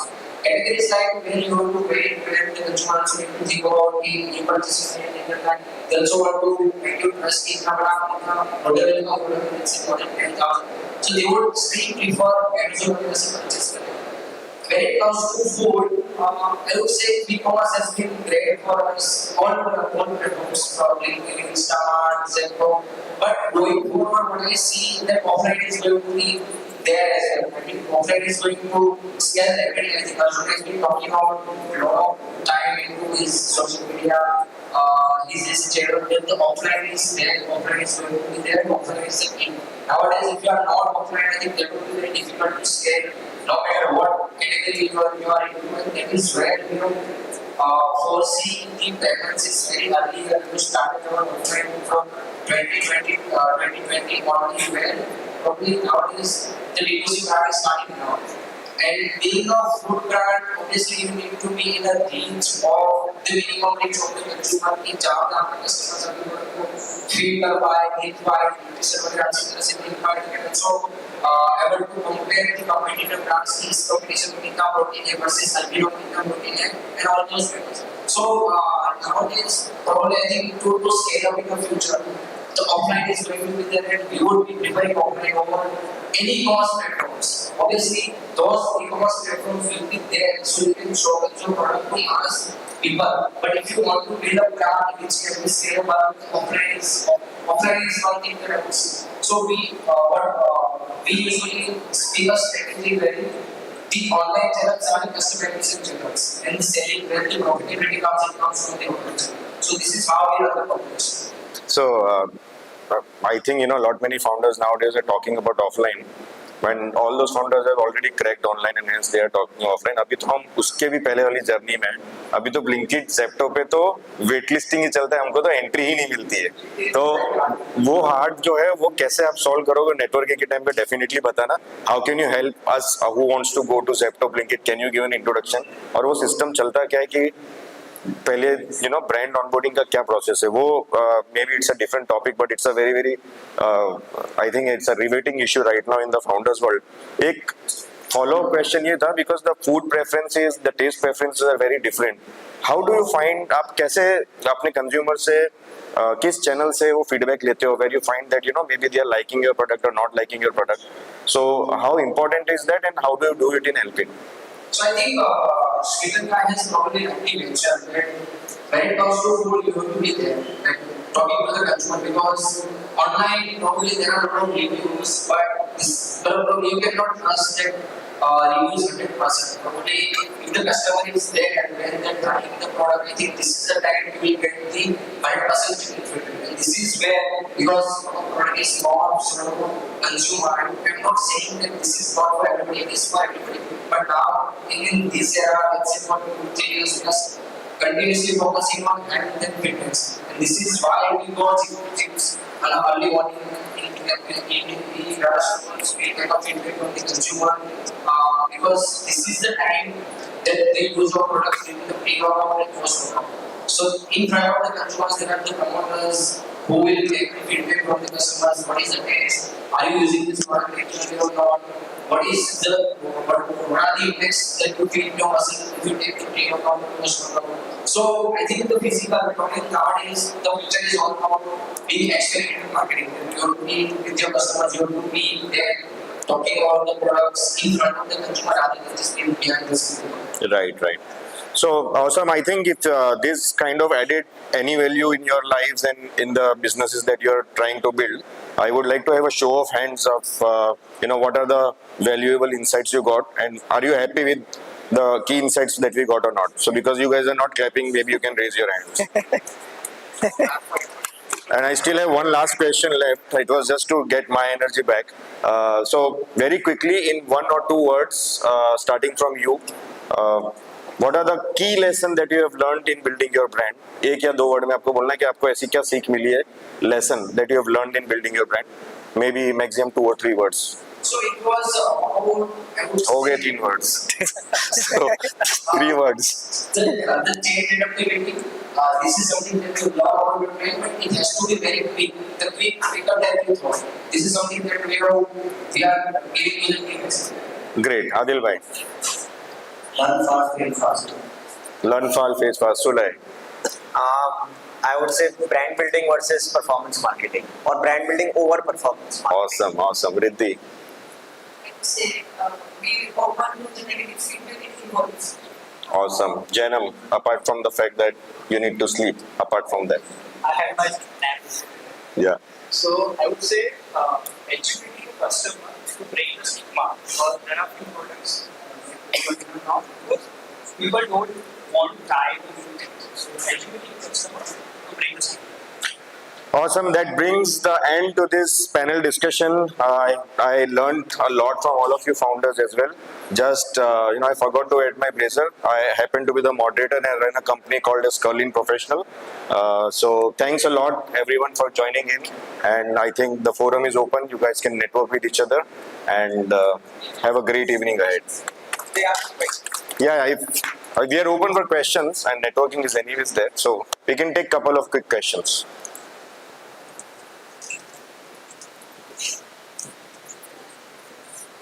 कोई question? Any question, guys?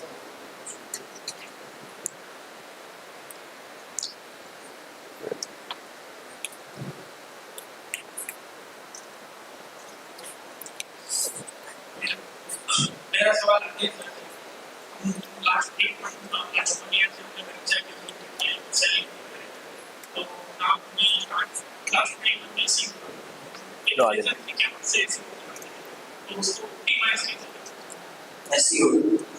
See, SEO growth के बाद का plan होना चाहिए. मैं SEO background से SEO time लेकर growth करने के लिए काफी प्लानिंग की है और मेजॉरिटी टाइम SEO में लोग फेल होते हैं टारगेट लाने टॉप टाइम उसमें बेस करते हैं. तो सबसे पहले आपको प्रोडक्ट चेक करना है और प्रोडक्ट मार्केट फिट हो गया वो आप परफॉर्मेंस इजीली कर सकते हैं. फिर जैसे टाइम आगे बढ़ता है तो लगता है कि हाँ अभी ब्रांड बनाने का टाइम है और अभी बहुत ज़्यादा परफॉर्मेंस मार्केटिंग बढ़ गया है और प्रॉफिटेबिलिटी बढ़ा दी तो फिर एसईओ फिर ही बढ़ा दी. एसईओ से ब्रांड बिल्डिंग ये सेम करके मैंने 2014 में की थी. 2 चीज़, एक तो एसईओ से काफी लाभ था. हम फर्नीचर बेचते हैं तो एक तो फर्नीचर कम्युनिकेशन भी मुश्किल से मिलता था लेकिन हम फर्नीचर बेचते हैं बहुत बड़े और एसईओ से बेचते हैं काफी प्यारा वो बढ़ा. और उसके बाद 2-3 ब्रांड स्टार्ट किया हम लोग ने जो सूरत के बाद से रसीद दिए वो हमने स्टार्ट किया सब एसईओ पे बनाने के ट्राई किया.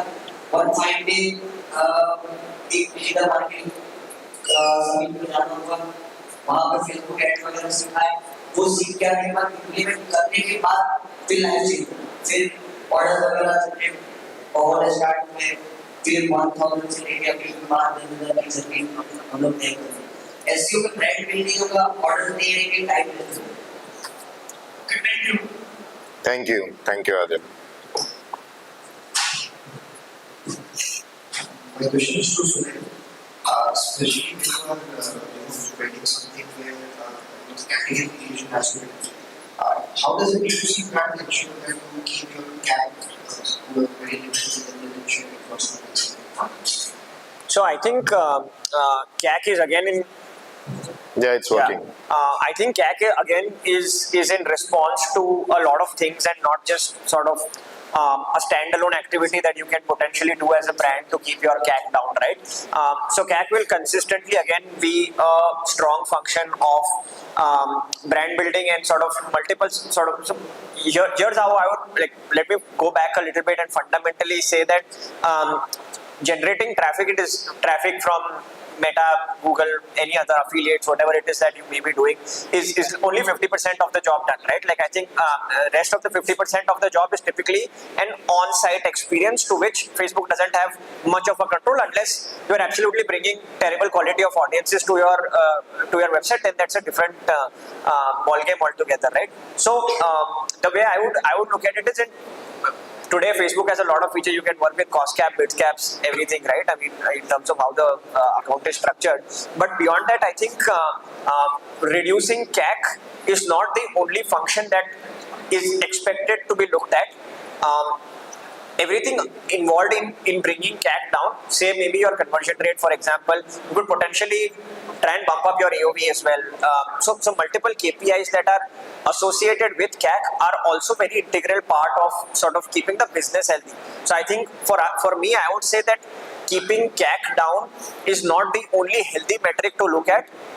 Keeping CAC consistent but working on other metrics that can potentially have or that are much more in your control is a much healthier way of looking at the business. I hope that answers it. Sure. Thanks for this. Thank you. Any other questions? Yeah. So my question is to Surya. So Surya, so I've been monitoring the ads on Instagram and Instagram. So which of the platforms do you use apart from social media to place your brand identity? In terms of not necessarily advertising, but I mean, let me talk about probably traffic generation as a whole, or just awareness as a whole. So I mean, we do a bunch of offline activations in terms of sort of bringing consumers into the community or building smaller communities. Right? These are not activities which will generate sort of thousands of people at once, it's a couple of hundred people also at once. But beyond looking at from a traffic generation POV, looking beyond Facebook and Google, of course, I think SEO is one of our most critical elements as a part of the business. I mean, we started working on SEO about 2 odd years ago. There's hardly nothing. But today, almost about 40% of our traffic comes from SEO. Today, if you look at printed underwear for men, modal underwear for men, whatever. So non-branded keywords where Bummer is not involved. Bummer is essentially ranking in the top 5 across all of these keywords, most of these non-generic keywords, right? So we've put in that effort over the last 2 years, and about 40% of our volume comes from SEO today. Beyond that, I think smaller affiliate channels, I mean, Cred is a beautiful channel. Affiliates are beautiful channels beyond that. All your coupon websites and all those things. I mean, all micro placements of the brand also, I think, will compound and also not become equally as big as Meta and Google, but will still be a decent chunk of Meta and Google if you keep putting in that effort day in, day out. So yeah. Thank you. I think we have a question from Pathik, right? This question is for everyone. How many times you press a button setting and how do you manage it? I think we should Anybody have a wants quick to fire take fatafat responses. I can start right now. I am feeling frustrated, but yeah. So we have self-doubt every day. So I think it's a normal way of living, especially in the startup founding space. So yeah, it's okay, but as long as you keep moving ahead. Yeah. So if you are here for 1 year or 2 years, you are not. But do you feel frustrated All the time. even while you are in the pod? No, not inside the pod. That's not duty. But yeah, always you have setbacks. Some customer at the end they are not converting, but that's a part of this. So the longer you stay and stick to the result, you will succeed. I always feel like doing business is a roller coaster. Sometimes you are at the top, sometimes you are at the bottom. So I think frustration is a part of the life of your business, and my businesses are business. And that's why they like to be in the frustrating situation. This is why they started business, challenging the world to do something new. So I think it's a part of life, but as we are business persons, we have that superpower to overcome the frustrations. So basically, we are happily frustrated. I think if frustration can become a habit, I think it's probably the best place to be. But apart from that, if you're always wearing a Bummer underwear and you're comfortable, I think the frustration feels a little less. Good one. Adil भाई frustration था every day जब भी office में सारा frustrate हो और frustration में ही अच्छा निकल जाता है इससे और दूसरा ये कि कुछ गलत कर रहे हो लाइफ में या बिजनेस में ये और स्पेशली जब कोई बोला तो आपके बोल रहे हो तो वो टाइम ये होता है कि आपको सोचना है कि इसके बाद बात ये नहीं बनना तो आपको देखना है कौन लेवल का है इनका एक्सपर्ट है कौन बोल रहा है वो आप लेवल करो और उसका आपको डिसीजन देना और दूसरी चीज फ्रस्ट्रेशन प्रेशर गुस्सा आपका मतलब फाउंडर का वो आपके कैबिन से आपके स्टाफ पे या टीम पे नहीं करना चाहिए आपका 1x या 1% फ्रस्ट्रेशन टीम के लिए 100x फ्रस्ट्रेशन बन के आता है और फिर प्रॉब्लम्स क्रिएट होते हैं वो बहुत ज़्यादा टेंशन बनाता है तो आपको प्रेशर है तो टेंशन है ये है का प्रोसेस का किसी का जो टेंशन है वो एज अ फाउंडर आपके अंदर होना चाहिए जिस दिन टीम में वो इश्यूज गए वो प्रॉब्लम स्टार्ट शुरू हो So me, I think high level it should not be info transfer. So what I do, I don't know this. I structure response is as if info is here, and my problem is coming. I'll just work out a 1% solution and put it in front of the team, then it will be 100%. So that is what I do. आपकी team बोल रही थी आप always out of office होते हो ठीक है I think will wrap it up now thanks a lot audience feel free to network या थैंक यू फोटो ले रहे हो एक ग्रुप अब मैं ब्लेजर पहन can you join us for a picture Sumit या શું છે ફોટો લેવાનો અરે યાર લેવું તો પડે ને Guys, we will break off for networking crowd puller ને ત્યાં but before that, just wanted to thank all of them for coming forward and sharing their insights. We have goodie bags for all of you before you leave, so please carry them forward. But guys, would also want to just acknowledge all the volunteers who have been behind putting together this event, including Sulaim and Sumit and a bunch of him and a lot of other folks. So I think it's been a joint effort for everyone. Would also like to thank obviously iHub for hosting this event for us, being such a great host. Would like to thank Unicommerce, our partner for the event. They are covering the event for us.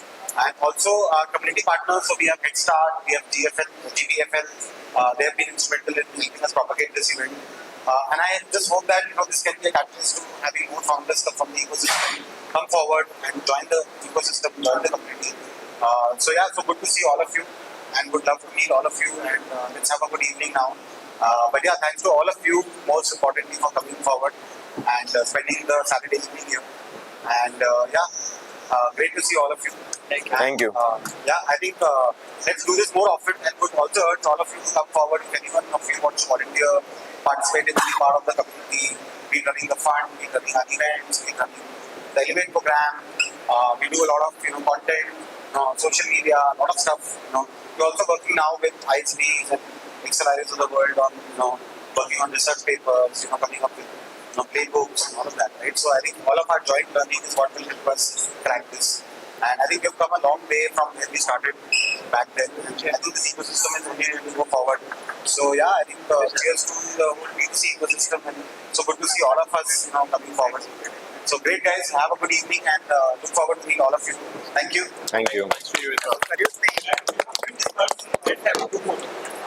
Yeah, you can come forward for a यहाँ से photo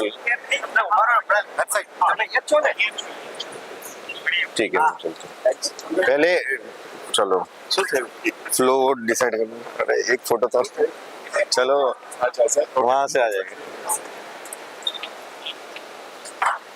जैस मुलाकात हो गई finally मुझे नहीं पता आप कन्वर्टिबल मर्सिडीज लेके आए बैठना पड़ेगा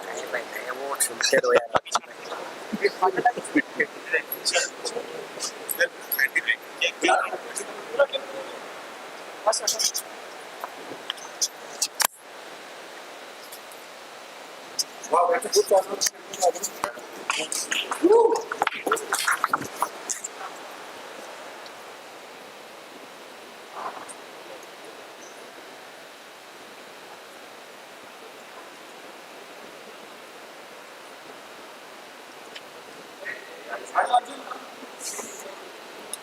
Done, guys.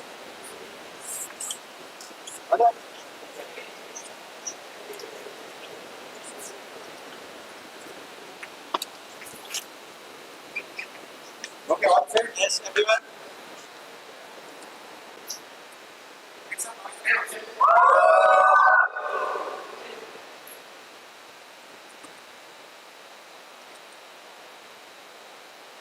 Okay, thank you.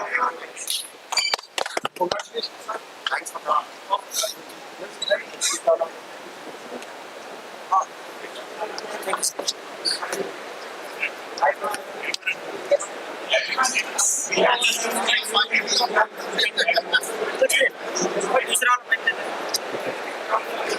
अभी चालू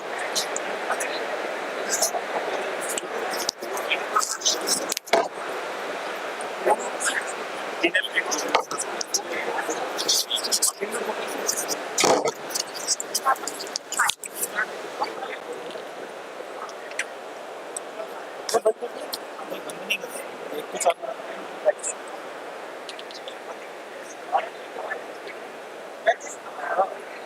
we can turn off